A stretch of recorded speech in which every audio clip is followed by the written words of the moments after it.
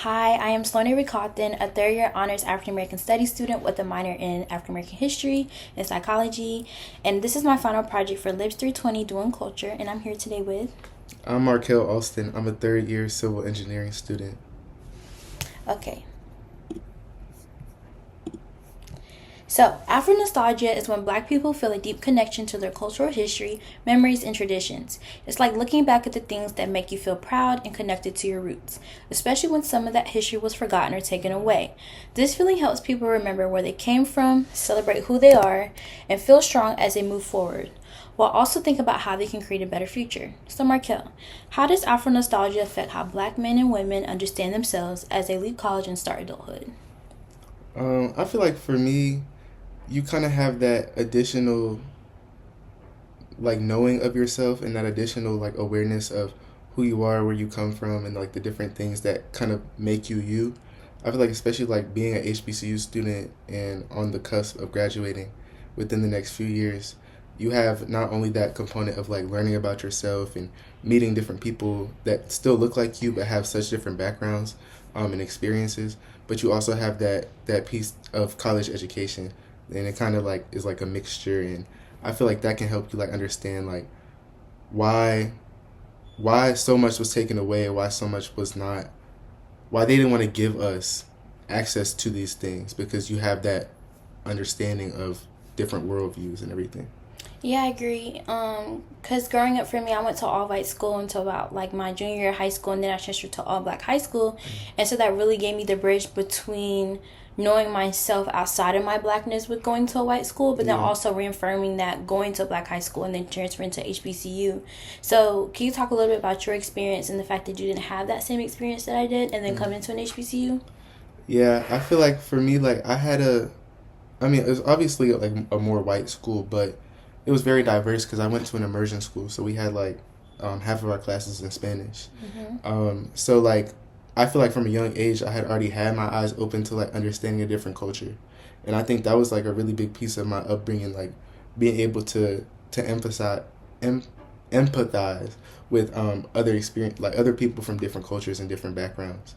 I feel like coming to HBCU, even like I had that stigma of like, okay, everybody's gonna be the same, like you won't fit in type of thing. But it's really not that. Like everybody is coming from, there's tons of people that come from similar situations. There's tons of people who come from all black high schools, all white high schools, but we're all looking for the same thing, like to graduate, to better ourselves, and just to become like, future world leaders and everything. And it also kind of shows you like black people are not a monolith. We don't look the same type of way. We're not all interested in the same things. Right. I feel like coming to A&T, I've not been able to be a part of one set group, just branching out to different people. Yeah. Because I know my freshman year was kind of hard for me to kind of find a like organization on campus that I wanted to just stick to or be a part of, but because A&T is so diverse and it has so many different people, I've been able to immerse myself in different people I never would have met ever if I hadn't gone to this HBCU. Yeah. So, do black men and women experience Afro nostalgia differently when they're trying to find their place in the world after college? I would say that black men and women do definitely experience it differently. I feel like even like when you go down to like the way men are raised, or like black men are raised like within the household, versus like black women, a lot of the times the women are more like more of the chores. And then I know for like, not for me personally, but I know other young men who like their mothers treat them differently. Like they allow them to get away with more than their daughters. And even when it comes to the like black dads, like a lot of them are super super protective of their daughters and won't let them do this or like date and stuff like that. But then their sons can go out and do whatever they want. So I feel like having that difference in upbringing, it does carry out like into adulthood. So like the way that black men look at certain situations is going to be different than the way that black women would look at the same situation. Yeah, and I agree. And I think from my experience as a black woman, I've been able to see the interconnectedness of my race, my gender, and just like my socioeconomic background being at this school and how I view college. Like I came here to simply just get an education. And of course, I was able to get so much more out of it. But my experience growing up was largely different. You know, I was the only child to the middle child. My brothers were treated a lot differently than I was. I had more stricter rules. Education was the only route. And even though I found I was able to find my interest in education and wanting to preserve Black history, it was a little bit hard for me socially to find my place with different people because I was such, I guess, a social butterfly, and I had a specific way to be as a kid, like be respectful, treat others how you want to be treated, and coming here and other people not being raised the same or in the same like kindness and like foundational stuff that I know that was hard for me to kind of grasp, because it's like, wow, like you're really not raised the same. Like, yeah, we could be different personalities wise, but you don't have the same, like, what's values. The word, character and values as I do. And it's kind of hard for me to navigate that, because it's like, oh, like who is going to be my core people when my core people are a couple hundred miles away from where I am? Yeah, I agree. And I think, like, from my experience, like, my mom, she didn't really push me academically because I pushed myself so hard. So she was more like, oh, like, you got it. And I did, but I think it also kind of, like, trickles into, like, seeking that academic validation so much, because that's the only thing that people kind of, like, see you for. Yeah. So, yeah. Yeah, I definitely agree. Because, like, now when I do great stuff, now that it has, like, bigger names and titles because I'm an adult, it's like, oh, wow, like, Sloane's really doing her thing. Yeah. But, like, when I was a kid, oh, you making A's, that's what you're supposed to do. So when coming to school, it's sort of like, even here at a HBCU, when women do things and men do things, it's still seen very differently, because it's kind of this mindset of, like, Black men are, like, troubled or may not seek the same success as Black women will, unfortunately.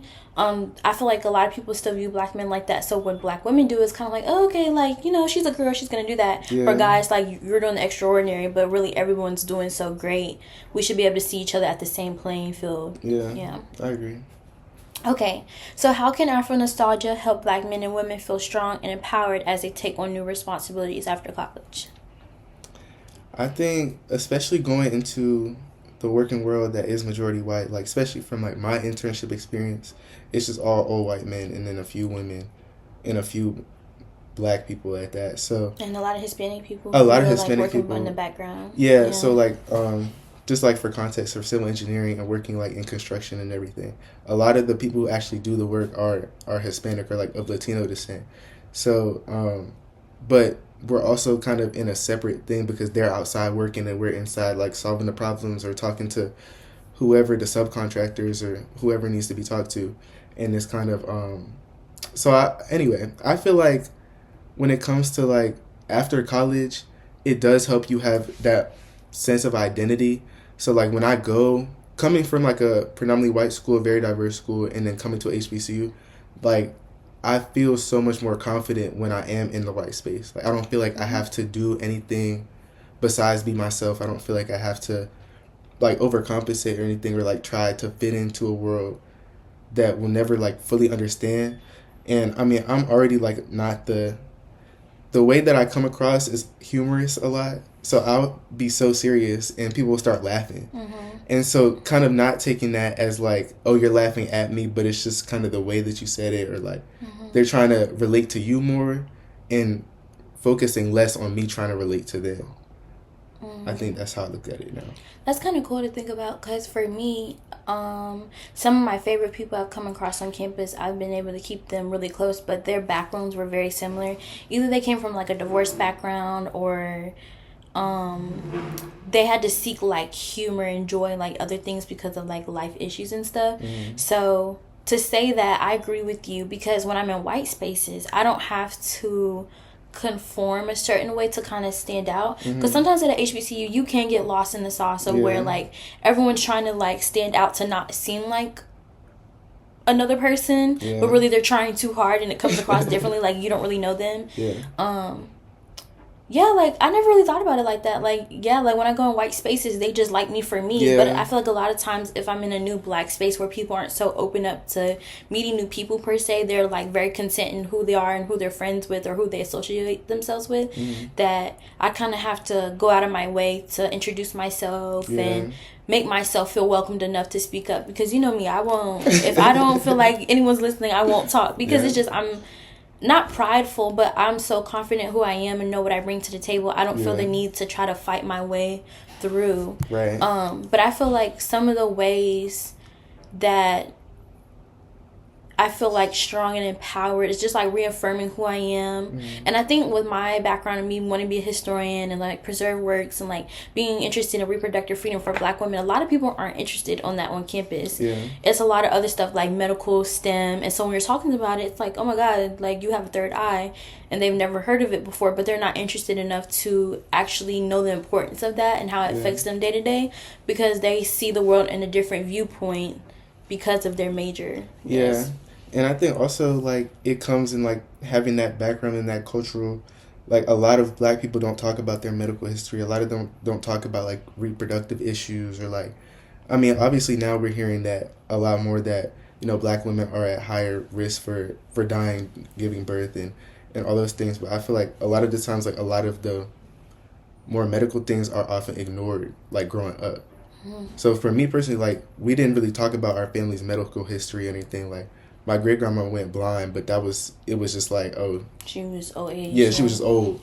So it's like, but they don't talk about like the different things that kind of go into that. So I could definitely see like if it's not something that you grow up doing or talking about, it's less likely for it to be something that you talk about or go into when you're older. Yeah, agreed. And then like the whole point of Afro nostalgia is to like identify your culture, traditions, your background and heritage, and the memories and the stuff that makes you proud. And I think coming from a family that was very proud and like who they were and, you know, wanting to do better, like my dad, his parents, my mom, my grandma went to college, but my dad had to work all the way to get his associate's degree and still take care of his family. So he keeps very strong traditions and like memories to keep me going in school. So I'm going my own pathway, but ensuring that I'm doing better than what he did and the foundation that he set for me. And so because of that has allowed me to feel strong and empowered with my new responsibilities after college, because I know I have a support system at home.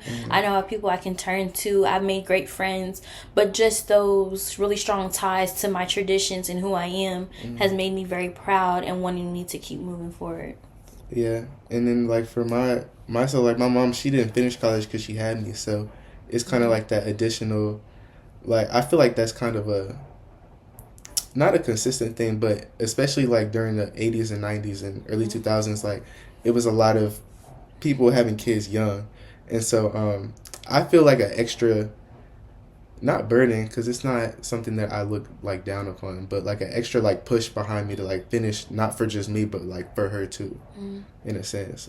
So yeah, that helps me feel like empowered. And like I'm obviously like my career path, I mean, I never worry about the future for real, but with my career path, like I know that I'll always have something to do, and I'll be able to, whether that's what I want to do right now or not, like I'll be able to move through it. So yeah.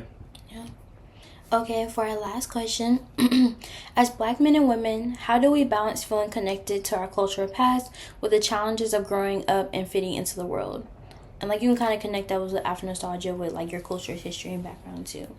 Okay, I feel like we kind of touched on it earlier with like, kind of going to like a diverse school or PWI school and then coming here, and it just being around people that look like us, people that are driven, people that actually want to do something. Because I feel like when I was growing up, a lot of the people that looked like me, they didn't want to do anything for other people. It was more like, oh, I'm going to get this job, I'm going to get some money, and I'm going to do for me. But like being here and everybody you meet is like, oh, I'm going to do this, I'm going to do this, I'm going to do this. Or even if you don't talk to them, you still kind of like get the gist of like, okay, this is what they want to do for the world. I feel like that's been like really inspiring, and I feel like connecting it to like our cultural past, I think that kind of more selfish kind of mindset of like, oh, I just need to get better, I feel like that is like reminiscent of I won't say slavery itself, but like the whole mindset after that of like, oh, I have to take care of myself, I have to take care of my family before anyone else, when I feel like before it was more community centered. I feel, I mean, and it still is, like you still have those communities within like different areas and everything, but even like when I was little, I knew like we knew all our neighbors, we talked everything, and now it's just like people aren't as willing to look out for you, I guess. Like we could just go outside. I would go to my neighbor's house like all the time and just be in their backyard, but now that's not something that, I mean, maybe, and that could just be could just be because we're getting older too. Yeah. Because I know, like, my sister, she'd be everywhere, but yeah. I don't know. Like, I think my parents did a really good job of, like, setting a foundation for me to be proud of, like, of where I come from, and my grandparents, all the great things that they've done for us, and knowing, like, our cultural heritage of, like, we don't really know where we're from for our black side, but we know that we're Afro indigenous, and so knowing, like, the hardships and stuff that they had to come across to get us to where we are now. I think, like, sometimes I do miss a more community-based environment, because when I do go home, I have my parents, my dad, my stepmom, and my mom, and then I have my siblings and my niece, and, like, yeah, so, like, having them, the community based there at home at my fingertips, is a little bit different here. Well, yeah, like, we live in the same area, but a lot of people can't say that the same thing with their friends. But I would say sometimes it's hard too, because super hyper independent, not wanting to ask for help, but knowing I have a community, sometimes that's hard for me in between, because it's like, yes, I know I'll do for you, you'll do for me, but it's more so the pride of, like, growing up and asking people for more as you get older. It's a little bit harder, because it's like we all go through stuff, but certain people don't have the capacity to ask or the capacity to do, even though you may need them. So, like, sometimes that's a little bit difficult. But I don't know. I just think that I've been able to, by the grace of my parents and God, like, been so, like, confident in who I am as a person and how I want to show up in the world, how I want to treat others, that, like, the challenges of growing up doesn't really come out in how I treat other people or try to fit in necessarily. I just go into spaces that want me and I want them, and it works the best for me. Like, my internship this last year was awesome. Like, I was the only black intern in my department, and I was the first intern in the department as well. But because I set such a great foundation of who I am, what I wanted to do, and all the action that I took place to fight for reproductive freedom for the organization, but also in Greensboro, that they just loved me because I was who I was. It wasn't a matter of me fitting into their world. They had to fit into mine, because they knew that I was, like, a smart new person coming in to kind of challenge not only them and their personal, like, biases and stuff, but also to challenge, like, the field, the sector that we're trying to dominate, by making sure all these people have access to reproductive freedom and care. So I think it's more so about how you look at it and your sense of being. You have your sense of own self identity. Yeah. Because you're not going to fit in everywhere you go, but it's just a matter of finding places that want you and you want them as well. Yeah, and I think I agree with you with, like, I feel like that my challenges growing up do sometimes come out in the way that I treat others, but I also think that it's like a limitation to it. Like, there's never going to be a time where it's like, okay, because this happened to me, like, I would inflict this purposely or intentionally upon someone else. But in terms of, like, my career path too, like, a lot of the times, like you were saying, you were the first black intern and the first intern in general. A lot of the times for the spaces that I'm in, that I'm also one of the first black interns or professionals that will be entering the world. So a lot of the times there is that challenge of that extra pressure, because the way that you show up is the way that they're going to assume that everyone else that looks like you is. So if you come, like, say I were to go into my internship and act a fool, they would assume that every other black person from my school, from my area, whatever, like, kind of box they can put me in, they would assume that everyone else in that community would also act that way. And so, like, even when I had my first internship and I was in Kansas working, and I did, like, really, really well on my presentation, like, everybody was surprised because I didn't talk to them as much. But it wasn't that I didn't know the information. It was I was sitting there looking at it every day. But they were just so surprised, and it kind of opens the doors for, like, okay, let's actually go to this school. But like I said, it's that, like, that additional challenge and pressure of being kind of a representation for everyone else, even though, like you were saying earlier, we're not a monolith and we don't have the same experiences. Yeah. So yeah, I agree. That's a challenge, but I mean, again, I think it's like the way you look at it. I don't look at it like, oh, I have to act this way, because if not, it might deter them from hiring someone else. Like, I just be myself, and that's all I can do. Yeah, you just show up for yourself the best way you know how to. Yeah. So. But I guess that goes into just like how you're raised and how you think of yourself as Yeah. well. Because it is important to keep other people in mind when you are a representation of a company or a group or whatever, and even yourself. That really does matter. So, yeah. Yeah. So, thank you for our discussion on Afro nostalgia. We did it in relation to HBCUs, our college experience, and post grad. And yes, I hope you guys enjoyed our discussion. Thanks. Bye.